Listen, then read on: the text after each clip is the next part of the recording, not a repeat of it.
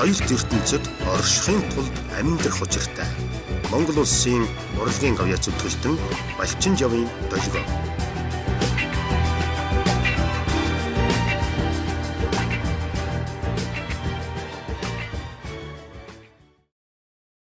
Сайн бацхан өрхөн үзэгчтэй. Манай ээлжид соёл кафе ээлжид нэвтрүүлэг корпорат зочлуулын конвеншн центрийн чай маань ресторанаас уламжлалсаар эхлэхэд бэлэн боллоо. Өнөөдөр манай зочноор чөлөө том бүтээлч одоо орчуулагч Бод Эрдэнэийг урьж оролцуулж байна. За Бод Эрдэнэ маань сайхан намарч байна. Сайхан намарч байна. Юу цай хогоо. манай кафе цай хогоо би цай бай. Багтаар тууч амуулын тууч одоо нэг юм хотын хоол зөвлөсөн гэж хэлээ л да. Тэрнээс хойш юм бичиж байна. Зөв үгүй дээ, тэр чинь кино зохиолыг нэг кино тууч хэлбэрт оруулаад тэгээд нэг номны нээлт хийгээд тэгээд үндсэндээ кино нэгэнтэй гарахгүй юм чи ядахтаа зүгээр зохиолороо кино тууч хэлбэрээр гарч игээд тэгж дээр яжсэн та тэгээд санаж байгаа. Кино туужруулаад одоо энэ киноны бөм болоод шүү дээ. Хийлгэж болохгүй нэг кино. Яг үнэ хэлэхэд нэг тэгж бас яасангүй хөөцсөнгөө. Зүгээр яг сонирхолж хэлэхэд та бид нарт их ойрхон сэдв Бадрууга хууг нь бол анх яачаад яг бид нар ярилцаад инээгээд чи миний бага насыг бараг судалсан байна гэдэг ингээд тоглоод тэгээд тэр чинь 98 байна уу 99 онд гоомрал шагнал авсны дараа яг бид нар тэгээд уулзж ирсэн юм кино зохиолоо яриад тэгээ бид нар бүр яг ямар ч хэлсэн эх жилээс бараг наад кинонд орно гэдэг. Миний хувьд ч гэсэн шинэ үсгийн багш гарцсан байсан тэр үед тэр би бол шинэ үсгийн багшийг одоо Монголын 90-ад оны хамгийн бас мундаг гоё кинонуудын нэг гэж үнэхээр ойлгодог. Үнэхээр гайхамшигтай кино. Тэгээд харамстай тэгээд найруулагч маань тэгээд одоо байхгүй болохоор өнөөдөр одоо яг хийн гэвэл одоо би тэр 60-70 оныг мэдрээд хийх найруулагч гэвэл бас цөөхөн л байх яг үнэ хэлэхэд. Тийм бас нэг асуудал. Над багтаар их таалагдтыг. Би бас яг тэр орчинд одоо төрж өсч амьдсан одоо бид нар чинь артын арт кино театрын урд талд байлаа шүү дээ. Тэгээд тэр утгаар миний их орон тийм ээ. Улаанбаатар, Монгол Улаанбаатар төрөлч юм аа гэдэг ингээд сайхан санагдсан шүү. Одоо эргээд би дахиад нэг уншия гэж бодож байгаа.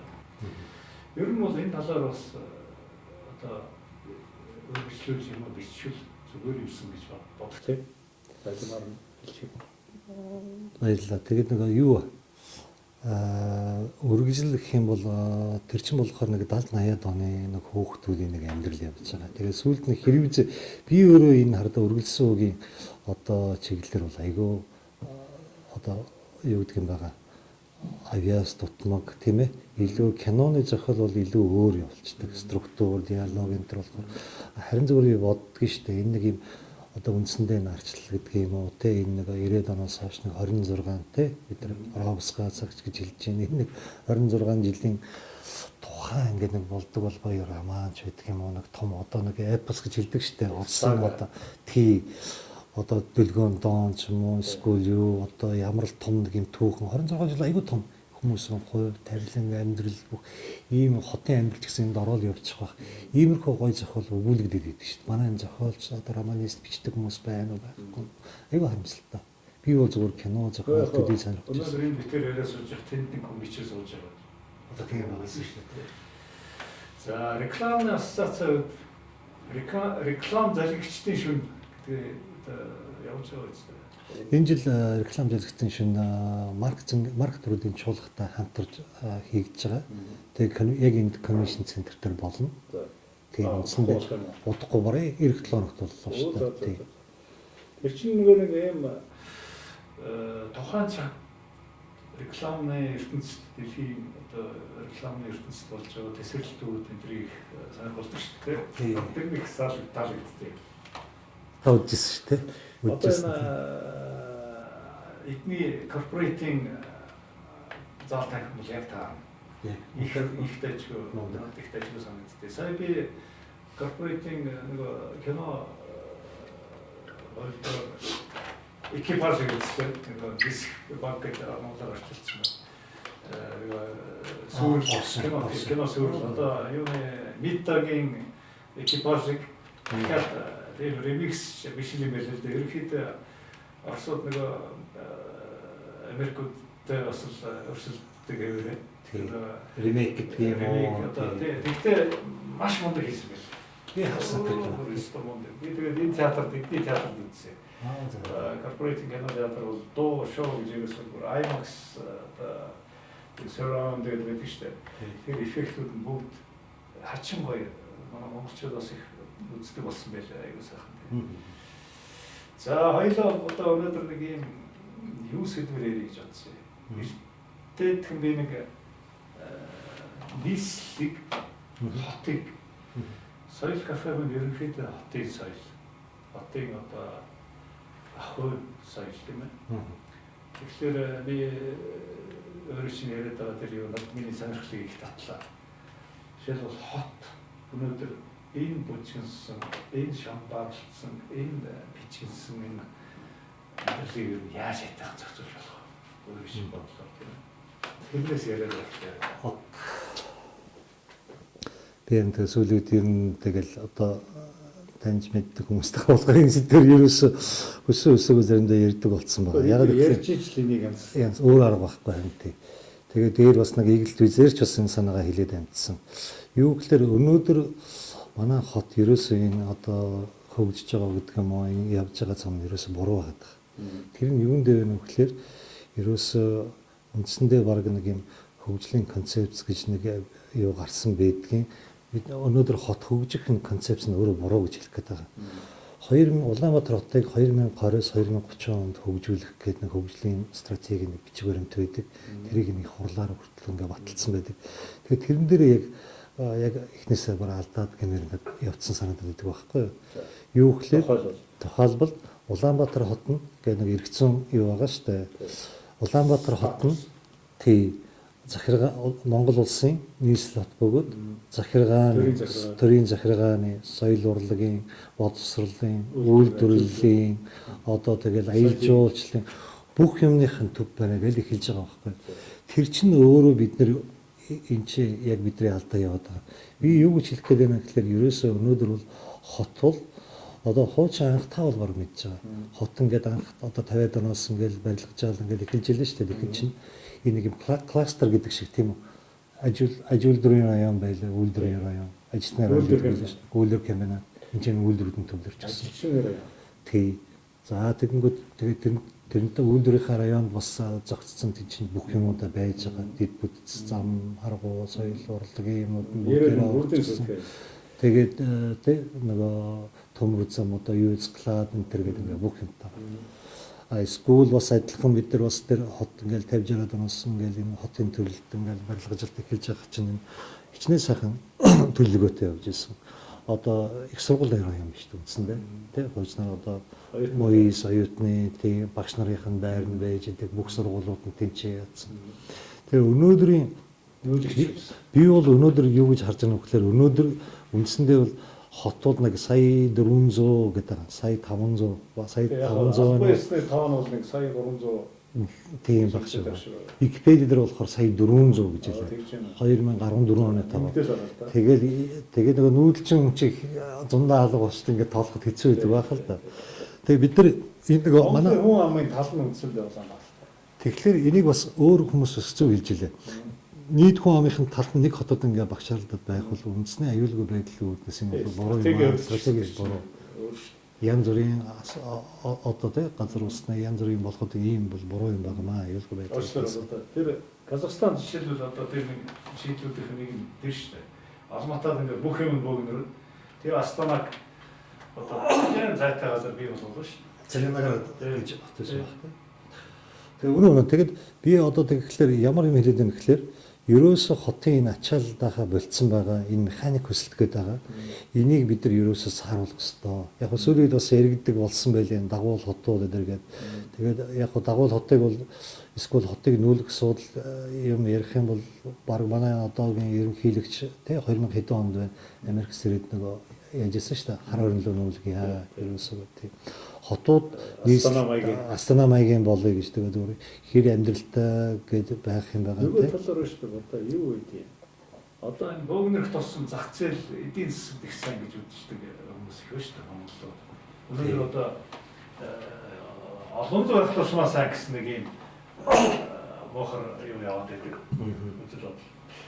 Яг би зөв яриг шин таслаад Би бол яг тэрний эсрэг байгаад байгаа. Тэртээ тэргөө олон байх бол зүгээр сайн учир утгатай бас олуулаа байх юм уу цөөхөлөө байх ч өөр нэг систем.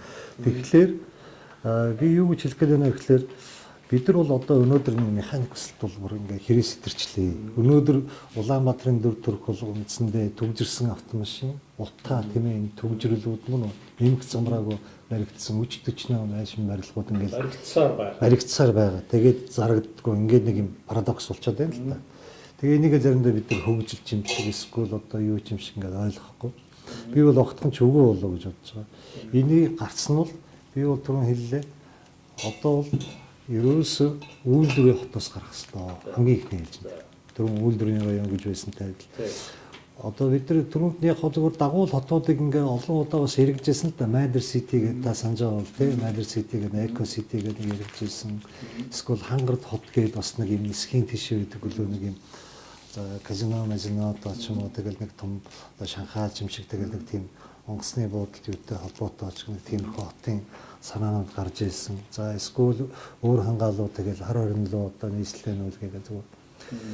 Эдгээр ингээд өөрсдөө нөгөө жоохон нэг юм нөгөө урбанистикийн гол нөгөө юм байхгүй болохоор амьдралгүй болчиход байгаа. Миний хэлж байгаа.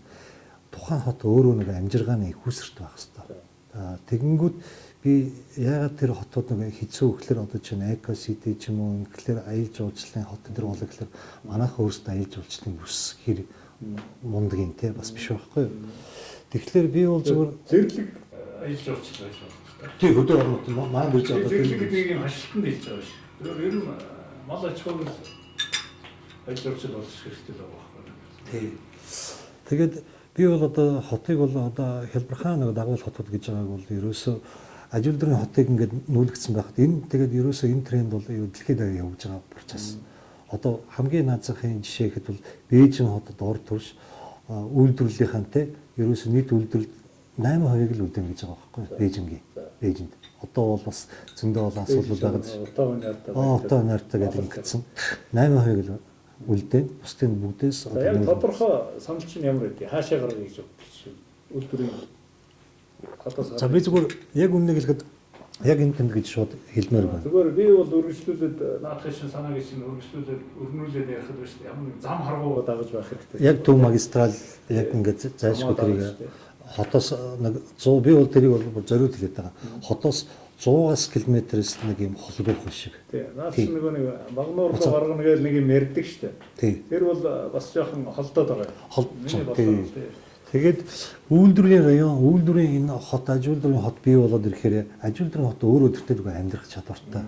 Орлого нь байж, ажилт нь байж, ажилчид нь байж, техник нь, инженерч нь байж, бүх юм ингээ байлгана. Тэр хот бол өөрөө амжиргаагаа аваад явчих бол 100% тий байшин барилга бүх юмтайгаа. Тийм болохоор тэр хот бол амьдрах чадвартай, тэр хот бол хамгийн орлоготой ч байж болно, баг магадгүй тийм ээ.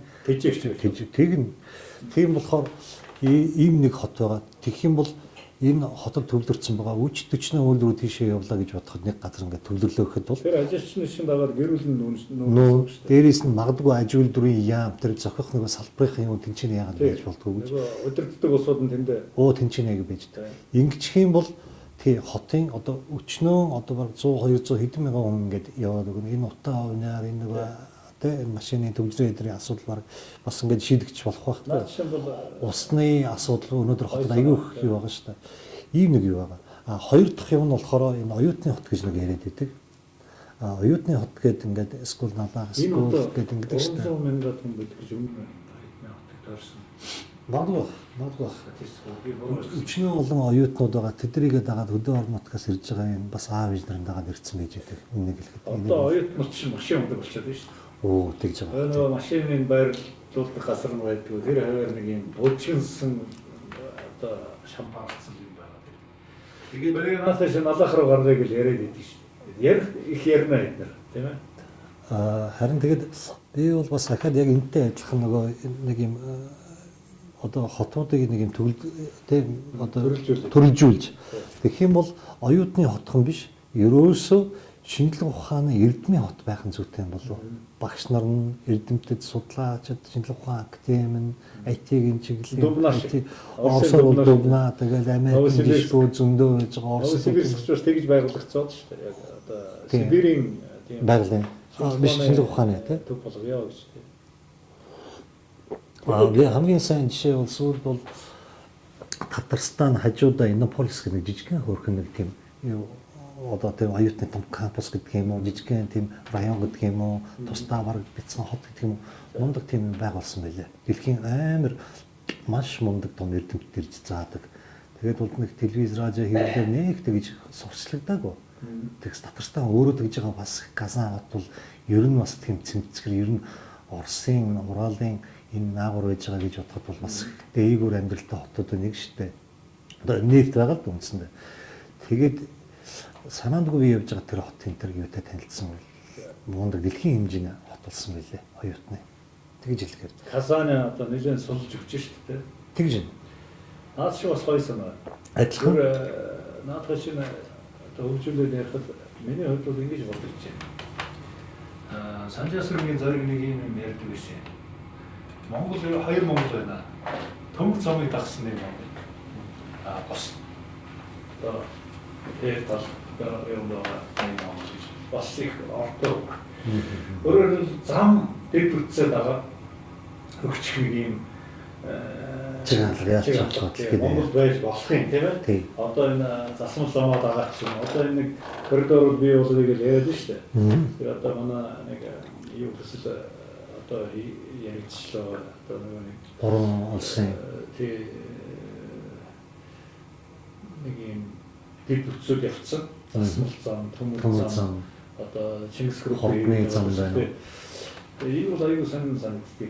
Энийг дагаал одоо жишээлбэл нэг тал руу оюутны тэр эдгээр жижигхэн хата нүүлгээс нэг тал руу ажил хата. Тэгээд ачаалыг хөнгөлж Тэгээ хотыг тэгж одоо их хөгжилтэй сонсогч магадгүй хотыг хөгжүүлэх юм бол ерөөсөө баг хөдөө орон нутгийг гэдэг юм уу эсвэл өөр хотыг хөгжүүлж л одоо хөгжүүлэхгүй бол өнөөдөр бол бид нар ингээд гаццсан байдалд ороод байгаа. Одоо цаашаа бүр нэг өдөр энэ машинууд нь төгжирчээд ингээ урагшаачгүй хойшоочгүй явж чадгаа байгаад тэгээд толгоогоо цөмөрөө одоо тий мэжгэл байхaltaа гайхаад тий би тэгээд ингэж хэлээд байгаа. За энэ оюутны одоо эзэмшлэгээний хот гэдэг юм байна. За ажиулдрын өнөөдөр ахаад үнтэй манай энэ механик одоо механик өсөлтгээд байгаа. Энийг манад явж байгаа энэ механик өсөлтийг юу псевдо урбанизац гэж нэрлэдэг юм билээ. Тэр нь юу гэхээр те хуурамч хотчлол. Тий. Хуурамч хотчлол. Ягаад хуурамч хотчлол гэдэг тийм томьёол гараад ирсэн гэсэн. Тий. Тэгсэн ерөөсөө энэ нэг юм ядуу борно яг явж байгаа процесс юм байна л да. Хөдөө орон нутгийн нэг хүмүүс амжиргаан биш аюул байгуулдаг.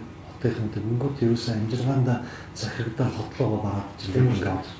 Тэгээд яг псевдо урбанизац гэж нэрлсэн гэхлээр нөгөө хот нь уг нь бол тэр дэд бүтэц амьдрах орчин ер нь хот ямар функцтэй юм те альва хот том жижиг ялгаа багхгүй таван үетэй ажиллах орчин, ердийнх ажиллах орчин, амрах орчин, амьдрах орчин, аюулгүй орчин те одоо ийм таван орчин бол ингээ бүрдүүлж явах хэрэгтэй өнөөдөр аль хэдийн бид нар байхгүй болчиход байдаг. Тэгээд нөгөө хөдөө орон нутгаас ирж байгаа хүмүүс чинь нэгдүгээр тийм дэд бүтц байхгүй энэ бүх асуудал дээр ачаал дээр олон бүх ачаал нэмээд идэг. Тэгээд бид нар бол үндсэндээ өөрөө ч зовоод өөрөө бусдыг ч зовоод одоо хойд хармаа одоо хотын хувьд бол бид нар ерөөсөө хойд хармаагаа аваад л орон хармаагаа нөхөд л яваад байгаа байхгүй. Тэгээд одоо энэ олон уртааны асуудал бол үндсэндээ бол одоо бидний баг адилхан бас эрүүл мэндийн аюул таны асуудал улсын хэмжээний асуудал болсон. Тэгэхээр магадгүй 3 дахь юм нь юу вэ гэхээр энэ хөдөө орон нутгаас амжиргаа одоо бараад ирж байгаа одоо энэ хүмүүст би ингэж бодоод байгаа. Магадгүй энэ чинь бас заримдаа нөгөө зууданд мал тэ малаа одоо яатсан алдсан хүмүүс ингэ ирж байгаа шүү дээ. Тэгэнгүүт энэ утаа нарийн хичнээн тэргүүн төргөөр ингээд төсөөлөд байдаг юм. Тэгээд тэр нь одоо утаа арилж байгаа юм байна. Тэгэхээр магадгүй тэр асар их нөгөө гаргаж байгаа зардлыг одоо утаанд мөн тэ магадгүй мал аваад ирэлтэй хүмүүс. Тэгээд буцаад одоо ямар аймагт нь байдгаас ингээд ингэж шийдэж болмоор юм шиг. Нөгөө хүмүүс бас ажилдаа орлоготой. Тэгээ зөв зөв буруу юм бас мэдэхгүй байна тийм дурдах. Ерөөсөө буруу биш. Одоо энэ орон нутгийг хөгжүүлэх. Одоо жишээлбэл Парис, Францд ингээд очиад харахад хот хөдөөгийн ялгаа ингээд арилцсан байдаг. Одоо мөхс миний хамгийн хөвөрч хот хөдөөний ялгааг харах. Суурин соёл. Өөрөөр аймгийн төвд жижиг боловч яг Улаанбаатар гэдэг бүх юм байх хэрэгтэй шүү дээ. Тэгээд багада би их ингэж мөрөдөөс одоо нэг орсод шилүү мянга тат яг одоо картанд хэлцээд. Гэхдээ мянга хатаар ингэ хэсчтэй явхад атлаа одоо нэг урлаг уран сайхны хүмүүс ч ингээд өчнөө том зах зээл. Оросд өөр юм. Хятад өөр юм. Монгол яагаад ийм олон хот байж болох юм бэ? Монгол өнөөдөр гараад нэг жоохон Улаанбаатар жоохон дөрөв хүрээд би нэг өөр газар очиж амжиг л одоо зөвхөн хар яваад ирвэл тийм ээ. Тэгээд нөгөө газар очихдээ нөгөө юм бид үтс одоо өвчл төвшингээр Улаанбаатарт хүрдэг. Тийм ээ. Тэгэхээр энэ бол бас нэг хамгийн чухал зорилго байх хэрэгтэй юм шиг байна. Ийм суурин соёл ерөөсөө маш сайн хөгжүүлж байна. Яг түрүүний хэлжсэн л гоё парадокс байна. Хотоо хөгжүүлээ гэж бодвол тэгэхээр одоо хөдөөний мэдээлэл хөгжүүлэх хэрэгтэй байна. Тэгж чинь ялгаа харагдана шүү дээ. Нэгдүгээр тэгж байгаа. Нөгөө талаар бас өмнө шүү дээ. Энэ хотод ирж байгаа хүмүүс чинь энэ бас соёлд татагдж ирж байна. Энэ соёлдоо үйлчлэх хүсэж байна. Үнээр дээр хот руу ирэх биш энэ соёл нь өөрөө хөгжүүлэх явж байгаа хэрэгтэй. Энэ нөгөө гэр хороолт руу очиж явах хэрэгтэй юм байна. Тэгж чинь өнөөдөр ингээд зөвхөн өдөөнөөс чинь гэрэл ялсан зазарсан гоё юм бол залуу хүн жишээлбэл мөрөд тэмүүлэн дээ. Тэгж байгаа. Тэр байтал өнөөдөр хотын захлаа барьцал амьдч шүү дээ. Хаана нөгөө эдний хийгээд байгаа мундаг юм ч байхгүй тийм. Өнөөдөр эдгээр 100 болоод ямар нөхцөл амьдарч байна. Мартан юм дээ. Ядарсаар байна. Тэгэхээр энэ юм дээр бол чиний яриад байгаа энэ одоо тийм онлайн үед яриад шүү дээ. Энийг ерөнхийдөө төлөвч явах хэрэгтэй. Энэ төлөх юу нь ямар байж бол. Би бол ингэж бодоод байгаа. За яг нэг хотын захиргаа одоо ингээд 4 жилээр солигдоод яваад байдаг. Улаантан цагаантан болоод байдаг. Нөгөөх нь гарч ирэнгүүт нөгөөхийнхээ хийжсэн юм баяр гэх те. Улаантан цагаантан таныг хэлсэн нөгөө Төрөсөө төрөлдөө л байгаа. Хоёр орсыг хэлдэг штэ. Надад хоёулаа гэдэг шиг. Биш юу гэдэг штэ. Хоёулаа шарын дижиж улаантан цагаантан гэдэг хоёулаа шарын диж гэдэг шиг. Яг тэрнтэй адил одоо нэг нь хөх бол нэг нь ингээ улаантан болоод байдаг. Өнөө дээр хотын яг тэр нөгөө концепц нь яг бичигдсэн зургагдсан байж хат бол ямар ч солигдож исэн нөгөө бидний хилээд байгаа доктортой өгж дээрээс нөгөө залгам чалаач байхгүй болоод байгаа. Тэгээд концепц нь нэгдүгээр маш хүний одоо юу нийцсэн тийм ард олноор хилцсэн бүх хааны үндэслэлтэй ийм концепц. За энийг бол одоо урбанистикийн үндэслэл ямар ч улаантан цагаантан гарсан өөрчлөхгүй шүү дээ. Яг үнэ. Энийг л явуулдаг бай. Энийг ястах хэрэгтэй байхгүй юу? Тий. Тэгээд бид нар за яг бид нар ч яг одоо тэгээд бас энэ хотын төлөө бас ингээл нэг дуурал бас дуурах гэж оролдоод ингээл зөндөл үзэж байна л да. Бид нар сая нэг юу яалаа. 8 сард энэ шинэ удирдлагууд нэг юм нэг иргэний танхим гэдэг тэнцэн уулздаг лээ. Би нэг санал хийсэн. Хотын дэргэд нэг юм экспертны зөвлөл баг хэвээр мэрэгчлэнүүдтэй энэ сонсхоо бидний. Харин тэгээд одоо яг зөвхөн сонсоогүй бүүмд ямар ч байсан бичиг цаас өгсөн байдгийн экспертийн зөвлөл нэг юм байх хэвээр. Яг тэгэхээр энэ альва гаргаж байгаа шийдвэр, захирам, журман ингээд болж өгвөл бас мэрэгжлийн хүмүүсийн бас юуг сонсчихсон. Тэгээд явандаа иргэдийн төлөөлөгчдийн хурал дээр ирсэн нэг тийм экспертийн зөвлөл байгуулахаар болсон гэж нэг юу гарсан байлээ. Тийм тэгвэл яаж сонгож шалгуулах юм байгаа энэ бол өөр асуудал. Тэгээд ерөөсө хамгийн сүүлд нь хамгийн зөв арга нь бол ерөөсө нэг юм хотын төлөө одоо иргэний форум гэдэг нэг тиймэрхүү бид нэг юм төрийн бус байгууллагын төвшөнд байдаг юм уу, тамга тэмдэгтэй байх юм уу, скул форумын, клубын төвшөнд байх юм.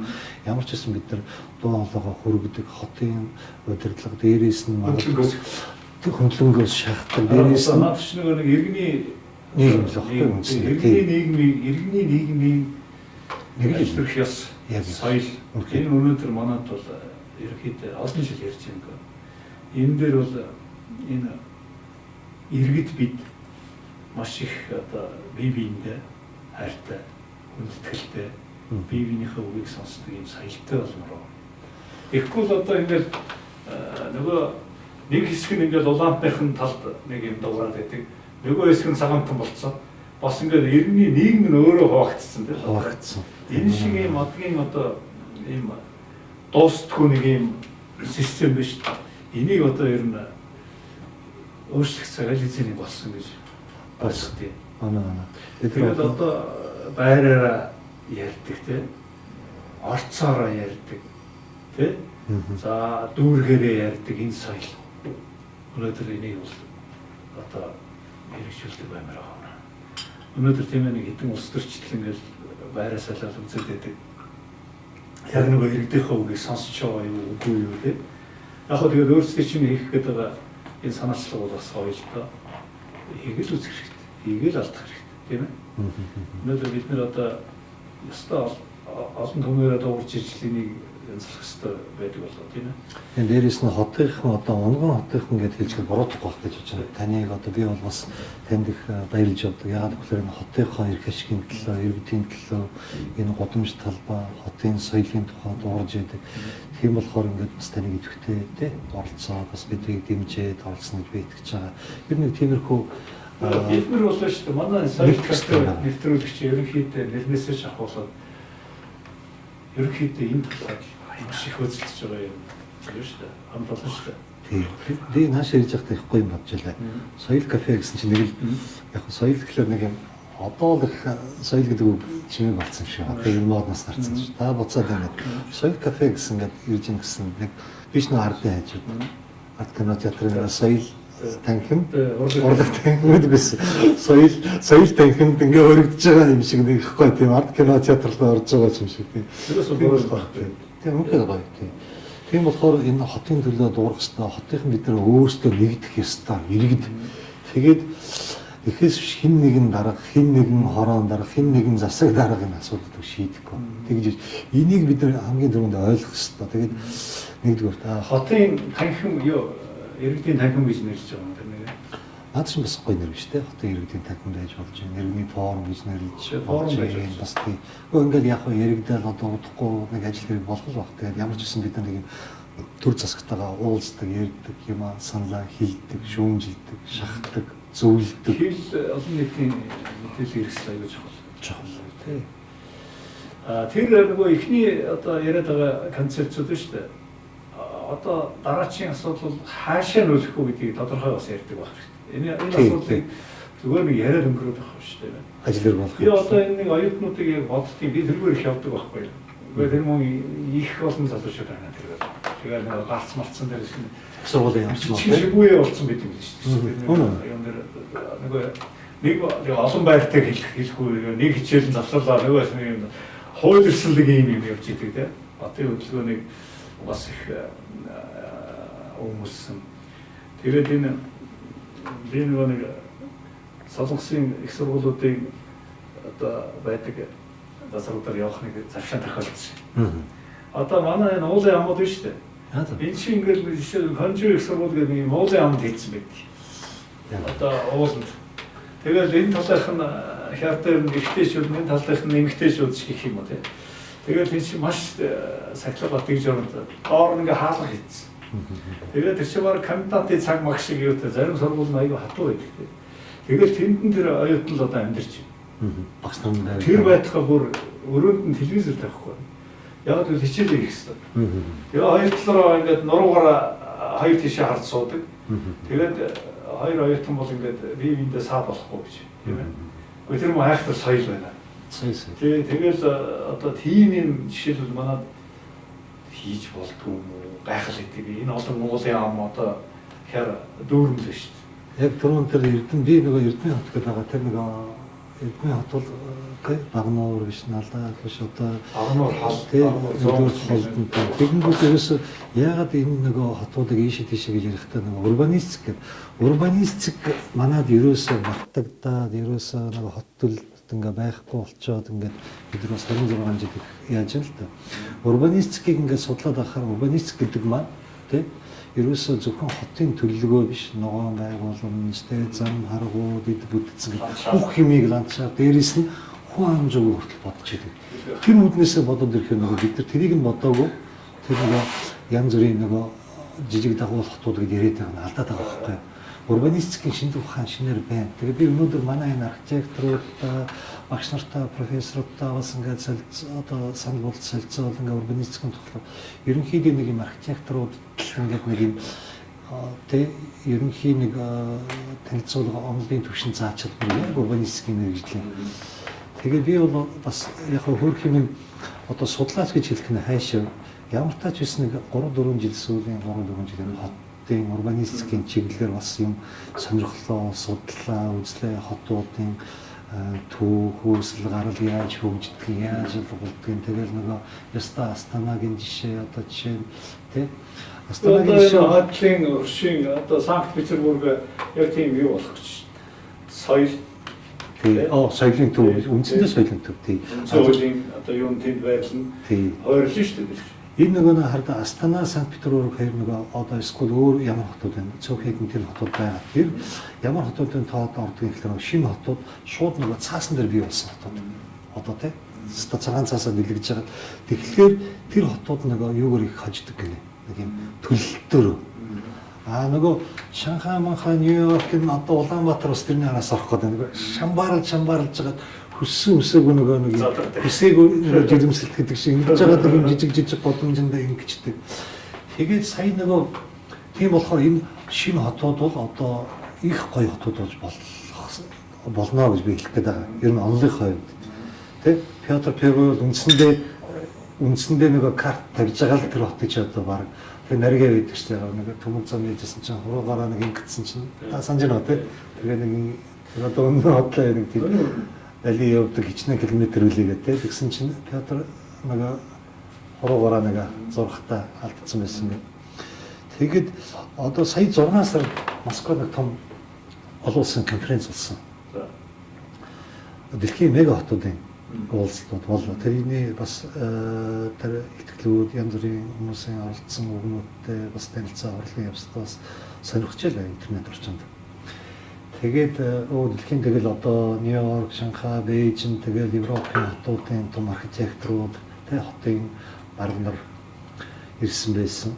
Тэгээд гол юм энэ жил яасан гэсэн чинь Москвагийн тэр мега хотуудын конференц дээр ямар нэг юм санал дээр нийлсэн гэхэд ерөөсөө Москва, Нью-Йорк, Шанхай, Токио гэх юм уу тэ энэ нөгөө мега хотуудын одоо хөгжлийн загвар гэх юм уу энэ бол одоо биш юм байна яг үнийг хэлэхэд. Яг тэгэхээр мега хотууд араас айгүйх мега асуудлуудыг дагуулад ирдэг. Тэгэл нэг ахаал нэг байгаль орчин, тэгэл замын төвчрээ, тэгэл ингээд цаашлаад авах юм бол зөндөө юмуд байж байгаа. Ажилгууд ингээд орлогын төвшин байрны өнөртөг хөрөнгөгээд зөндөө юмуд явж байгаа. Энэ юм яг манай дээр бас адилхан яваад байгаа байхгүй юу? Яг нэг байрны юм бодчихсон. Адилхан хот хөдөө гэж байгаа арга байхгүй шүү. Тэгээд тэнд ирсэн аягүй бол архитектор тийм санаа хэлж ирсэн. Ерөнхийдөө энэ бол мега хотууд бол нэг тийм хүсэж байх зүйл биш болсон гэдгийг хүлээн зөвшөөрсөн. Тэрний оронд магадгүй энэ компактны ухаалаг юм жижигхэн тийм хүний түрүүний хэлсэн шүү дээ хот гэдэг бол ерөөсөө ажиллах орчин, амьдрах орчин, амрах орчин, аюулгүй орчин гэж байгаа. Одоо миний найз архитектор Батчуу гэдэг нэг юм бас санаа хэлсэн. Хүн шиг шүү дээ ингээд нэг ажил руугаа яваад буцсан гэдэг болдох тусмаа асуудалтай. Одоо нэг тал руугаа нэг цаг явдаг. Тэгж. Уцаал нэг цаг явдаг. Би энэ Токиогийн энэ Япончууд бидний нэг тус жаргацсан байхгүй. Тэр шиг нөгөө тийм Москвач гэсэн ингээд метрондоо ингээд мөлхөж 5-30 минут зарим нь явж байна тийм. Аа. Тэгэл ирээл нэг гэртээ ирээл падгээд очдөг. Өглөө босоод дахиад өөрөөр босоод явах. Ингэж амьдрах юм ямар хэрэг вэ тийм гэж бодмоор. Үнэхээр. Тийм. Тэгээ бид нар яг нөгөө тэрийг нөгөө юм ялгаас салгахгүй болох нөгөө шилэн одоо харахад өнөөдөр ингээд нэг юм эмх замбраагүй ингээд өндөр шилэн байсан барилгуудыг барьцныгаа бид нар одоо просто гэгээмэл гэдэг байгаа. Тийм. Өнөөдөр дээр хөгжил гэдэг бол хэрэгцээ тэр шилэн барилгууд те одоо жишээ нь аягүй инженер ярих бол Москваг харалтаа. Москва бол одоо чинь Москва Сити гэдэг нэг Лужков дарга ялаа шүү дээ. Бүх шилэн барилгуудаа одоо чинь тийм ингээд яг тэрнтэй адилхан. Энэ бол ингээд системтэй хөгжил ирэхээр тэр чинь хөгжил болж байна. Эмх замбрааг болоод ирэхээр өнөөдөр манай хотыг ингээд холоос ингээд харахаар ер нь бол нэг юм яадаг шүү дээ. Нэг юм Бразил, Латин Америкийн нэг юм хотууд шиг харагдав. Тийм нэг юм муу утгаар нэг өндөр хамаагүй юм гэсэн. Тэгээд барууны тэр одоо замбраа авахгүй үнэхээр яг ингээд тэнд ингээд тиймэрхүү хотуудыг харахаар ер нь ингээд бараг шууд уншигдах гэдэг юм. Энд бол за хэл ахвал байдаг юм байна. Энд бол төлөв байдаг юм байна. Энд бол гэмт хэрэг байдаг. Энд бол ингэдэг. Өнөөдөр эхнээс нь бүр яагаад бүр Латин Америкт тийм хэцүү хотуудтай зөөлжин гэсэн эхнээс манай тийм гудамжууд гараад ирж байна. Гудамж гэдэг ямар зорилготой юм бэ те? Яг ахаар нөгөө ингээд ярих юм бол онлайн ярих юм бол бид эхнээс яг хүний нөгөө яг гарцсан юу байхгүй гудамжууд гарцсан. Зөвхөн машин явал тэр юм байш. Одоо бид нар аль цаг одоо тэр би өөр сая шамаг ярьсан чинь тэр нэг одоо тэр нэг юуны явж шнэ гэдэг шамбарлцсан байрлал одоо нэг натур төвийн тишээ урагш зүгээр ингээд хүн биш л юугаар байхгүй алхахдаг зам байхгүй тийм. Хүн машин хүн жигсээ гэдэг. Энэ самугсын юм байсан гэж би бас уншчихлээ л дээ. Тэгээд нэг айхтар газар хөдлөлт боллоо шүү дээ. За төө манад нэг тийм бити болсон. Бүгд нураад тэгээд шинээр нэг ухаас шинээр гэсэн баг. Тэгэхээр битэрийн яагаад ингэж өмчлөн дуулаад байгаа гэхээр уг нь энийг баг дээр нь янзлах хэрэгтэй байна. Бид нар тийм зогсоох хэрэгтэй. Тэрнээс Рио де Жанейро шиг тийм хогийн хот болгож уучлаарай. Тоол гэж юм уу тийм. Тэр хатуу илчихлээ тийм. Тэр бол одоо ингэж амьдрахад төвлөө хэцүү. Тэр том хот тэгээд язгансан бүлжгэнсэн стовор нэг саний шүү дээ. За хоёулаа ингэ одоо бид уучлаарай яг түрүүний санаагаа дуусгах гэдэг. Ийм өндөр байшин барилга чинь өөрөө их хөгжөлтэй юм байна л да. Ахаад буцаад ингээд Европын хотуудыг таавал мэдж байгаа. Өндөр байшин барилга хэрэг байдаг үл ер нь байдаг юм бэ. Ахаад Парисыг ярих юм бол ерөөсөн дефенс гэдэг дүрхтэй бас адилхан тэр ингээд өндөр жил. Тэр хар шилэн байшин бариад бүр Парис чинь бөө юм бол. Бөө юм. Наадхан нураа бас. Санкт Петербургд яваад Газпромын өндрийг янгсан бүр тэрийг эсэргүүцч нөгөө хотынх горизонт гэдэгтэй нэг юм хэвтээ тэмдгийнхаа хамгаалдаг тийм хөдөлгөөн байдаг юм байна. Нэгэс нь тэр хотын ансамблыг эвдэж юм байна. Манай өнөөдөр хамгийн өндөр байшин барина гэж зогчоод байгаа шүү дээ. Тий, тэр барьж болно то. Уг нь ингээд юм системтэй бариад бас ингээд эвтэйхэн байдаг бол бас юу бороо юм биш байж таараа. Ер нь зүгээр энэ өндөр шилэн байшин барилга бол ингээд буцаал одоо Шанхай ч гэдэг юм уу, Гонконг ч юм уу, Нью-Йоркоос гаралтай одоо Токиогоос тэгээ буцаад үзэхээр юм те. Бүгд дандаа харлага болсон. Дээрээс нөгөө газаргүй босод юм байхгүй. Ерөөсөө тэр Гонконг тийм мундагтай биш байхгүй гэж чинь тийм. Тэгж ярих юм бол амьдрахын ирэхээр дээшээ ингээд босчихсон юм байна. Тэрийг бид нар бас нөгөө ялахгүй нэг л өндөр гэхээр л нөгөө хөгжил ойл юм харагдсан. Би нэг задуутай харин таарж ирсэн. Би нэг Европын хотыг би бол их биширдэг Европын хотууд энэ зав. Бид нар өөрсдөө нарийн ярих юм бол Улаанбаатар чинь таарч мэдж байгаа Европ хотын загвараар болсон. Тийм ээ. Орос гэдэг чинь тэгээд Оросын загвар гэдэг чинь тэгээд цаашаа Европ загвар. Бараг магадгүй энэ нөгөө Москвагийн нөгөө Кольцовой гэдэг шиг манад нөгөө баг тойрог их тойрог гэдэг юм шиг. Тэр нь цаашлах юм бол магадгүй Парисын нэг юм тойрогын системтэй адилхан юм шиг тийм ээ. Тэгээд энэ Европын хотуудын загвар тэгээд би нэг Европын хотууд ярьжсэн талуудад таарсан. Гэсэн тэгж би нэг юм Европт яваад анх удаа ингээд Европт очсон ста шилтэл болоод ста амар гэсэн чинь үгүй гэл ингээд бараг манахаас тэгэл тэгжсэн гэж байгаа байхгүй үндсэндээ нэг юм шилтээс өндөр байсан. Тэгээ өөрөө Европчууд бол мөнгөгүй биш тийм ээ. Технологи байхгүй даа биш. Одоо юу гэх юм бэ? Бариул байж хэдийр нь ч барьж болно. Тэгээ бид нар тэгэхээр бас байсан юм аа ингээд яах ёстой. Тэгээд би таныг бас нэг юу бас дэмждэг. Өөрөө та бид нар одоо 40 мянган олсон. Энэ 40 мянган байшин барилгыг нураагаад гэдэг нэг дээр нэг тийм юм сэдв ярьж байсан. Би бол өөрөө бас тэрийг бол ерөөсөө дэмжихгүй. Яг тэгэхээр хэрэгжээ тэр 40 мянгатын бактерийн барилгуудыг нураахан бол энэ хотыг өөр хот болгоод нэрлэлсэн ч болно. Яг тэгэхээр тэр байшин барилгууд чинь өөрөө энэ хотын түүх амьсамсан. Энэ хотын өдөрлөд орчсон улсууд нэг ийм тайлбар өгöd өгдөө. Энэ ч одоо хэлс шавуулсан нурагч байшин бод гэдэг. Үгүй юм аа. Тэр шинэ өчнөө болон тэрбумаар нь хулгай хэлж байгаа мөнгөөр нөгөө багн суур хануудыг янзлж тэгэл Жердакын янз Франц ярьжсэн шүү дээ. Тэгэл болоо. Тэгээ чинь юу янзлж болдгийн Парис өөрөө гэсэн чинь. Шавар шүү дээ. Тийм. Нью-Йорк ч гэсэн бас би тийм юм харж ирсэн. Байшин яг наадтанд байгаа гэдэг цааталтанд цоошин орчин гаднах нөгөө фасад нэг хэвээр үлдсэн. Өөрөөр хуучин хотынхоо бас өнгө төрхийг авч үлдэж байна. Тийм. Хацаа бол тэр өнгө төрхөөс илүү тэр түүх уламжил уур амьсгал одоо тэр нэг сүнс гэдэг үгийг надад их таалагдаад байна. Ингээгээс. За соёлын амьсгал дүр завсарлаад хий. Би манай өнцөг шатны тайлбарлахад бод эрдэнэ маань одоо Биглсийн дуунуудыг монгол руу орчуулсан. Ийм их содон орчуулсан, их шиглэнтэй сонсогддог. Одоо дипломат хүн чинь орчуулна гэдэг чинь өөр юм шүү дээ. Одоо тэгээ энэ орчуулга болсон тав хүн сонирхол.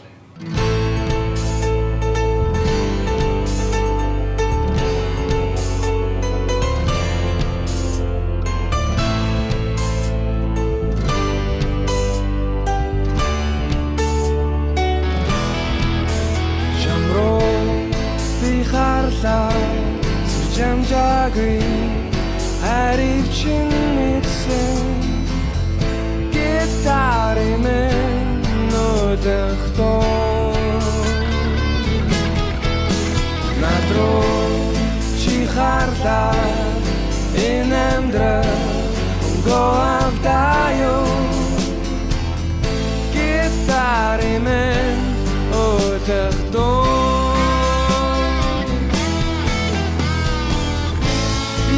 Чамай сэтгэл зүрхэнэгээ хинч чам хэлээгүй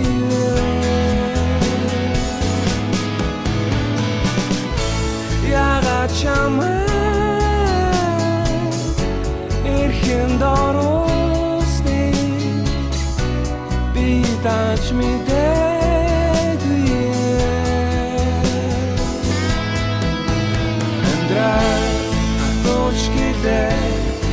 энэ хорвоо эргэн эргэлцээ гитаримен өдөртөө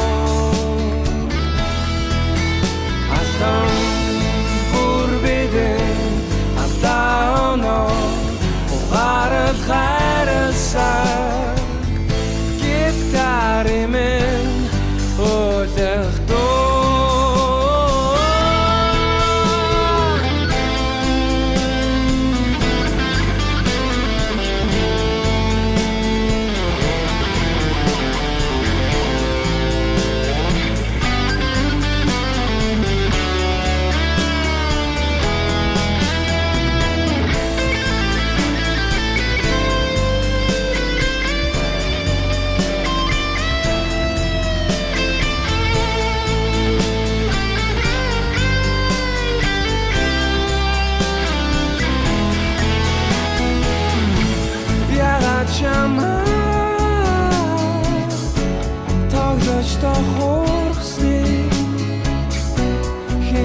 надад хэлээгүй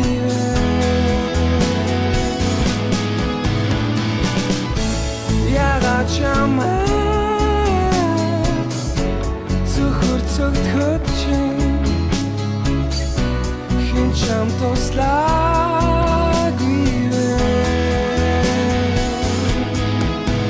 чамроо би хала сэр жамжаагүй harichin mitsen gitarimen ödechton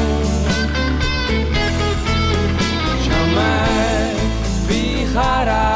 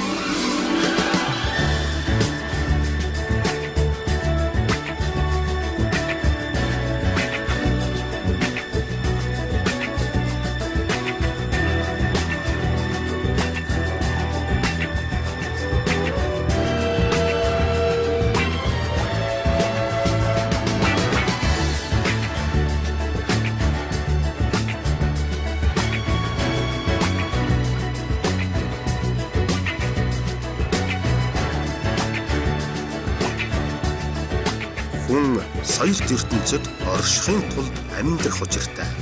Монгол улсын урлагийн гавьяа зүтгэлтэн Балчин жавын долгио.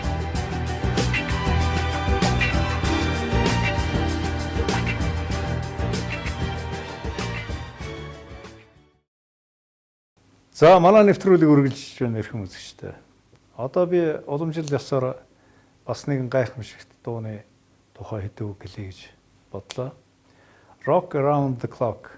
Rock-ыг 24 цаг, rock-ыг хонуу түнжүүд, rock-ыг өдөржингөө ийм гэсэн ийм утгатай орчуулбал монголчилбал энэ дуу надтай ч хэцүү дөө. 55 оны 5 дугаар сард одоо би бас 5 дугаар сард төрсөн.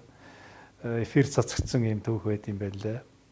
Энэ дууг Friedman Myers нар зохиосон.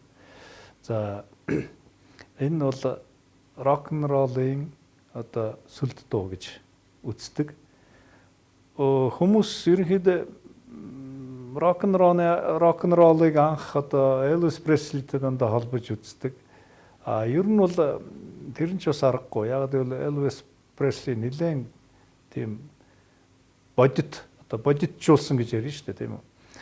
Ер нь бол хамгийн анхны супер од нь бол Bill Haley цагаан арьсан юм дургын царайтай. Одоо Bill Haley бол Little Richard, Chuck Berry нарын нэгэн адил одоо бас л тэд нар бол онцлог нь хар арьстан. Bill Haley бол цагаан арьстан юм дуучин байсан. Тэгээ энэ дууг дуулснаар цөмрөлт болсон. Учир нь юу гэвэл харууд нэлээд зохилж байсан тэр үед. Нөгөө Rhythm and Blues гэдэг. Rhythm and Blues дээр үндэслэж энэ рок н ролл бий болсон шүү дээ.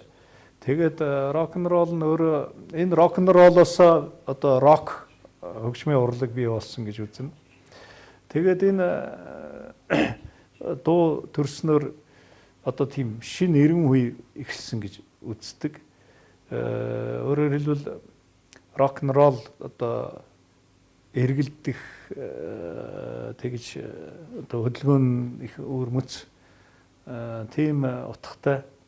Тэгээд энэ Bill Haley гарч ирснээр одоо тайсны урлагт орчин цагийн хөгжмийн урлагт их тийм өрмөц шин концепт бий болсон. Өөрөөр хэлбэл их чөлөөтэй хөдөлдөг одоо жоохон тийм юугаар хариу сахилахгүй дуу гэж ярьж болно. Тэгтээ их гоё урлагийн бас хэмнэлтэд захирагдсан ийм шин хөдөлгөөнүүд, шин чөлөөт байдал бий болсон. Тэгээд энэ рок н ролл гэдэг эрен үе ихсэн ийм түүх байдаг. Эхэндээ энэ Bill Haley-г нэг продюсер нь дуулуулахгүй гэж их үздсэн байдгийг. Тэгээд бас л нэг гологцсон дууны түүх гэдэг шиг тэр анхныхын сингл гарахад B талд нь нөгөө 2 дугаар талд нь тэр үед нөгөө А талд нь дандаа гол зөглөх дуугаа тавьдаг, Б талд нь дагуул дуугаа тавьдаг тийм уламжил байсныг би урд нь ярьж ирсэн. Тэр шиг энэ B талд байсан энэ дуу. Тэгээд энэ дуу бас тэр Haley-г дуулуулахгүй гэж яаж явах үед нь нөгөө зохиогч Friedman Myers хоёр болохоор Sunny Day гэдэг дуучинд одоо төдийлний хайхтар бас сайн дуул чаддаагүй нэг тийм сайн олигтой үйл явдал болж чаддаагүй. Bill Haley дуулаад тэг ялангуяа тэр сургуулийн одоо юу гэд ширэн гэдэг кино гарснаар энэ дуу бол өстой цум авсан гэж ярьдаг шүү дээ, тий. Өнөөдрийн бидний хэллэг заншлаар бол тэгээд энэ дуу дэлхийд даяар мандсан. Өөрөөр хэлбэл одоо бүх чартууд нөгөө нэг шилдэг дууны жагсаалтыг тэргүүлэх болсон. Тэгээ энэ дуу тэр үед нөгөө нэг рок н ролл гэдэг яг томьёо бас хөвшөөгүй байсан учраас фокстрот гэдэг одоо төрөл жанрыг хамааруулж бичижсэн юм сонин түүх байдгийг. Тэгээ энэ дуу тэрнээс хойш Bill Haley бол олон янзаар олон удаа бичүүлсэн юм түүх байдаг. Энэ дууг бас монголчууд бид нэр бас тойроод өнгөрөөгөө. Одоо тэр үед л бидний дээдлийн үе одоо энэ дууг бас энэ тэнд сонсож байхад би баг байхдаа сонсч ирсэн нэг их сайн сандгийн. Тэгээ нэг ийм сонин гоё хэмнэлтэй дуу бас байх юм аа гэл. Тэгэл ер нь рок-н-ролл их хайртай болсон ийм миний хувьд бол жишээлбэл тэгээ энэ рок-н-ролл гэдэг томьёолоос хойш рок хөгжим гэдэг одоо рок pop гэдэг томьёонууд урган бий болсон ийм сонинд өгöd. Өөрөөр хэлбэл энэ бол дэлхийн орчин цагийн хөгжим том эргэлт хийсэн ийм шин химнэл, шин одоо хэв маяг, шин урсгалыг төрүүлсэн ийм айхтар гоё дуу байгаа юм аа. Өнөөдрийн нэвтрүүлгээр энэ дууны одоо архиваас авсан Билл Хейлигийн дуулсан клипээр өндөрлөё. Та бүхэнд сайхан амраарай. 1, 2, 3 o'clock, 4 o'clock, rock. 5, 6, 7 o'clock, 8 o'clock, rock. 9, 10, 11 o'clock, 12 o'clock, rock. We're gonna rock around the clock tonight. Put your glad rags on, join me home. We'll have some fun when the clock strikes 1. We're gonna rock around the clock tonight. We're gonna rock, rock, rock till broad daylight. We're gonna rock around the clock tonight. When the clock strikes 2, 3, and 4, if the band slows down, we'll yell for more. We're gonna rock around the clock tonight. We're gonna rock, rock, rock till broad daylight. We're gonna rock around the clock tonight.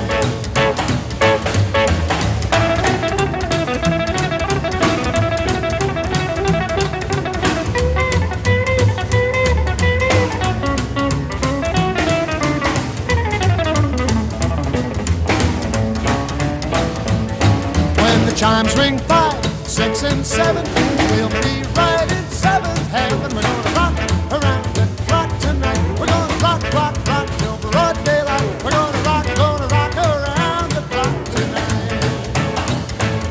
Oh, when it's 8